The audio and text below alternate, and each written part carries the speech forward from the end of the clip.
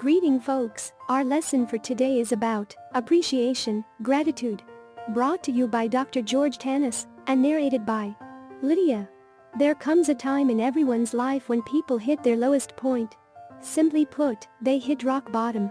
They lose everything and they fail to see any good in their lives. When this happens, it becomes convenient to focus on the bad rather than good. But does it help? The answer is no, it doesn't. So, if focusing on how bad the situation is doesn't help, what does? How can we get out of the situation, be happy, and thrive in our lives? The answer is appreciation.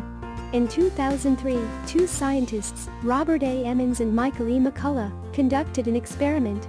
The purpose of the experiment was to examine the power of gratitude. One group of participants was instructed to list things they were grateful for every day. The second group was instructed to record everything wrong in their lives. And the third group was instructed to record neutral events. At the end of the experiment, it was found that the people in the group that practiced gratitude every day were happier, more optimistic, slept better, improved their relationships, and had developed an uplifting attitude. All these positive transformations happened by cultivating one good habit: the habit of practicing appreciation. There are many positive changes associated with being appreciative. Practicing appreciation on a daily basis helps you recognize the good things in your life. It's all about acknowledging what you have instead of highlighting what you don't. It's about being absolutely fine with your current state of life, because you are too busy admiring other aspects of life, and too busy being grateful. Benefits of practicing appreciation. Appreciation is not only a great habit to cultivate, but it's also an antidote. An antidote to pain and greed. When we are in pain, we often focus on all the bad things around us, or how life is unfair to us. Instead of acknowledging the situation for what it is, we often overthink it and make it even worse. But when we are appreciative for all the good things in life, when we are grateful to all the people who support us in the difficult times, and when we are grateful to demanding situations that render us the opportunities to learn and grow, appreciation acts as a medicine. When we acknowledge what we have is enough, and when we are grateful for it, we defeat greed. Instead of focusing on the missing pieces, we start admiring the bigger picture, and less is more becomes the motto of life.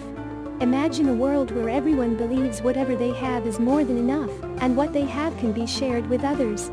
Gratitude also teaches us patience.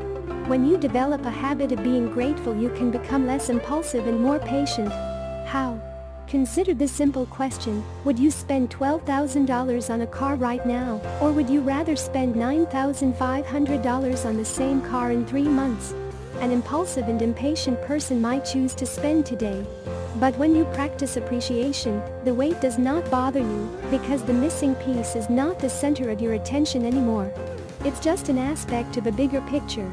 When you are satisfied with your current state of life, when you are appreciative to small things that bring you peace and happiness, you make more informed decisions. Instead of rushing, you take your time to analyze the situation from a different perspective.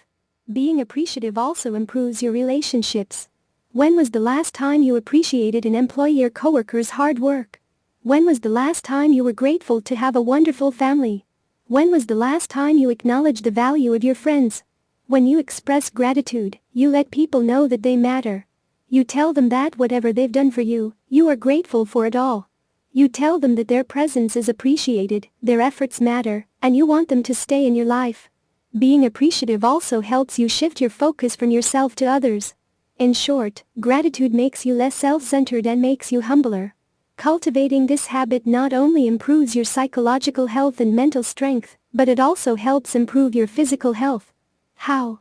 When you are grateful for waking up in the morning, you take your body and your health seriously.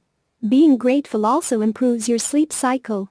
When you are happy from the inside and you go to bed after writing in your gratitude journal, it helps you sleep better. So, if gratitude has the power of transforming lives, perspectives, and health, what is the best way to develop this healthy habit? How to cultivate the habit of appreciation? The easiest way of cultivating the habit of appreciation is to create a gratitude journal, and to make at least 3 entries in it every day. These entries can be one single sentence, few lines, or even a paragraph. They can be as simple as "I am grateful for the delicious food my wife prepared for me," to "I am grateful to my manager for nominating my name for the promotion." It's all up to you. If you are not a Dear Diary person, you can keep a jar and drop at least 3 notes in it. By the end of the month, you can open that jar and read all the notes just to remind yourself how grateful you've been. While cultivating a habit, many people give up too soon. Why? Because they overthink it, overdo it and chase perfection in the early stages. We would advise you to be easy on yourself. Most importantly, keep it fun. Use your favorite scented pens, doodle in your journal, keep the notes colorful and use fancy bookmarks. The goal here is not to achieve perfection, but to make positive changes in life step by step. If you are unable to come up with 3 entries or notes, it's okay. Good things take time. As long as you are making at least 1 entry every day, you're doing good.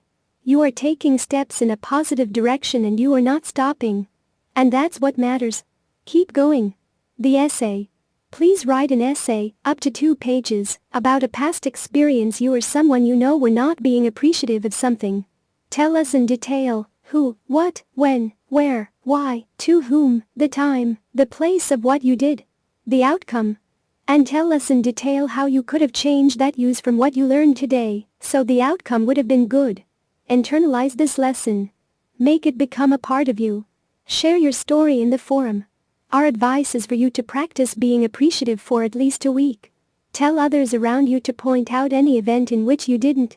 Have them hold you accountable. Visit the forum and do a confession. What is a confession? A confession is when you've displayed a wrong behavior and were held accountable by one of your family members, peers, or even by you. Visit the forum and tell us about it.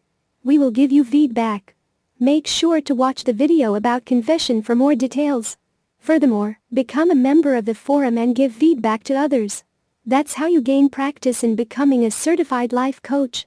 Read the article? Time for introspection. Please answer the following. Do you practice gratitude regularly? What positive changes has it brought in your life? What differences have you observed in your relationships after picking up the habit of practicing gratitude? What are those 3 things that you are grateful for and have made a difference in your life? Has gratitude helped you change your perspective? If yes, how? Has practicing gratitude helped you cultivate patience? Thank you, George Tannis PhD. It is time now to move on to the next lesson, attitude check and confession.